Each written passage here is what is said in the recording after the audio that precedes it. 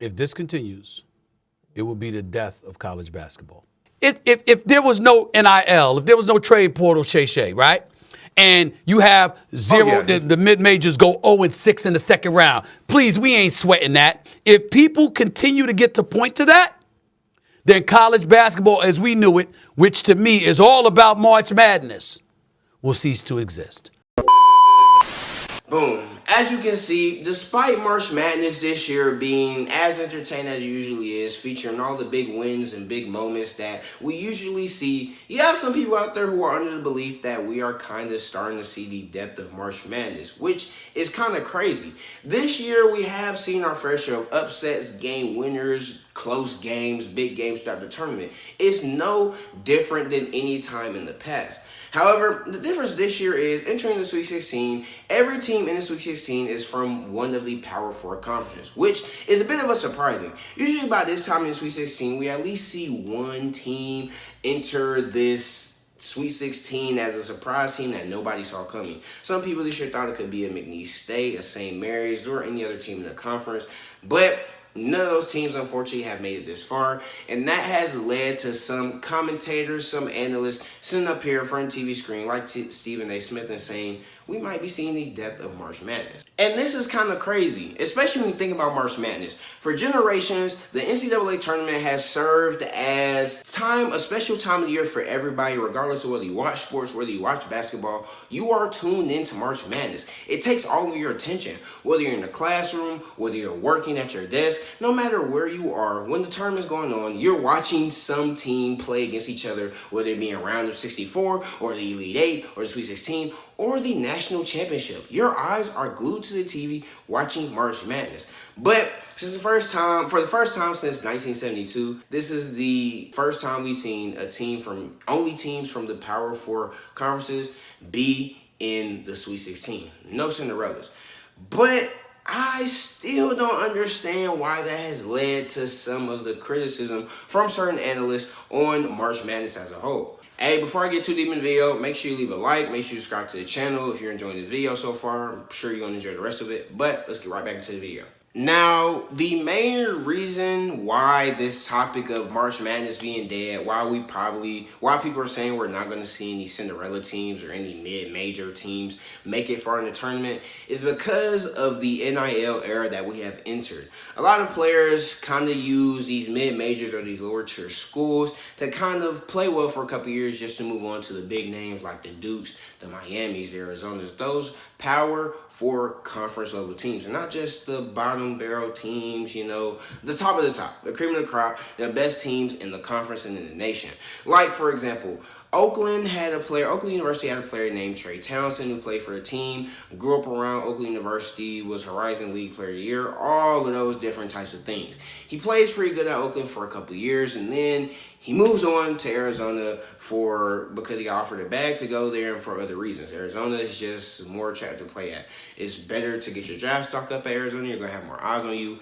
But it's way more players like this as to why different people are looking at this new NIL era as a reason why we will never see teams of Oakland's caliber make an NCAA tournament run like they did a couple years ago. Head coach of Oakland, Greg, said that the money that Trey is making at Arizona is way more than what Oakland could have provided him. So although he blame him for going to Arizona because of the opportunity he's provided there, it's still kind of devastating to see him leave, to see a player like him leave Oakland, a place where he had grew up at, he had been around, and he was performing so well at, and already had eyes on him to go to somewhere like Arizona. But that's just the way it is nowadays. We've seen a lot of big name players from other schools use certain schools that they start off at and transferring over.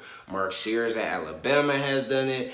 Chaz Lanier at Tennessee has done it. Walter Clayton Jr. at Florida has done it. It's a multitude of players who have used the transfer portal to get better opportunities for themselves. And it's these things that have enabled a system that leads a lot of people to think, like Stephen A. and other people throughout the sports world, that this is why we aren't really seeing teams make long runs in the NCAA tournament, because all the players who would be on these lower tier teams have up and transferred to another school.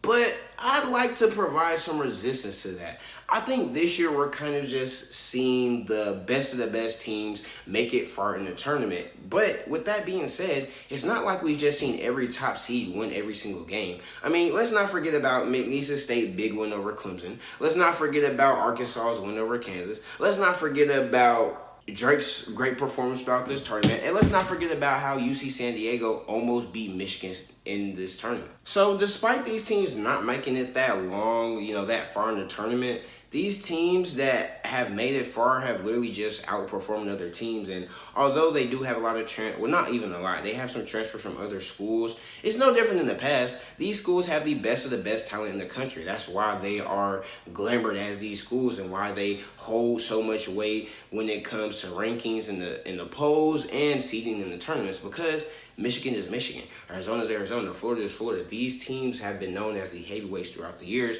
but every other year we just see some team go on a run. It's just that we're in a year this year where no major team went on a run to the Elite Eight like a couple years ago, or no number one seed got upset like how Virginia did versus Fairleigh Dickinson. From 2016 to 2019, the only really mid-major teams that had made a run were the likes of Houston and Gonzaga. Of course, you had the 1 year where St. Peter's went to the Elite Eight, and like I mentioned, Loyola, Chicago went on a run, and Fairleigh Dickinson upset Virginia, but that's not something that is very consistent that happens all the time. So really what's happening now is no different what's happened in the past, but just seems like more of a talking point for people to point to kind of condemn the new rules of the transfer portal and the NIL. And trust, I get it. The NCAA tournament is supposed to serve as a symbol of hope. It's supposed to be unpredictable. It's supposed to be where we see giants fall. And this season, although we've seen some giants fall like a Clemson, we just haven't seen that big upset that I think we've built up ourselves to see throughout the years. But I think we need to kind of stop being so nostalgic and really look at how teams were performing and how the tournament was going in the past.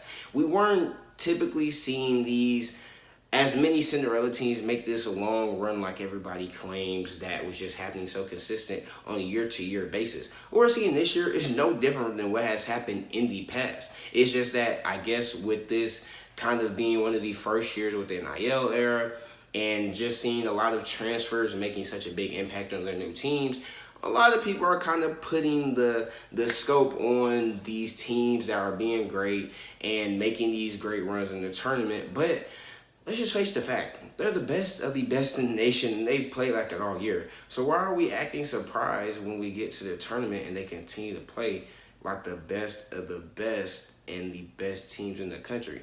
It's something that just really doesn't make sense when you think of it. And I think it's important that we as basketball fans kind of not try to condemn the tournament so much and just be excited that we're seeing such great basketball. Even with there being no major Cinderella teams making a run to the tournament, you can't say that the games still haven't been very entertaining. You can't say that even the best of the best teams haven't struggled. I mean, Florida's the number one seed and they just won barely against Gonzaga a couple of days ago. So it's not like we're seeing anything different. We're not seeing the best of the best teams just blow everybody out and every single week. We're seeing what we're usually accustomed to. And it's no different than the past, and I think we should kind of stop trying to criticize something that we have seen so many times in the past. However, these are just my opinions on the tournament. Everybody who's watching the tournament, make sure you leave a comment down below. Let me know how you feel about the tournament, how it's going so far, and let me know who you have winning the championship. Once we get close to the championship, I'm going to give my picks on who I think will win. But that's all I got for now. Till next time, peace.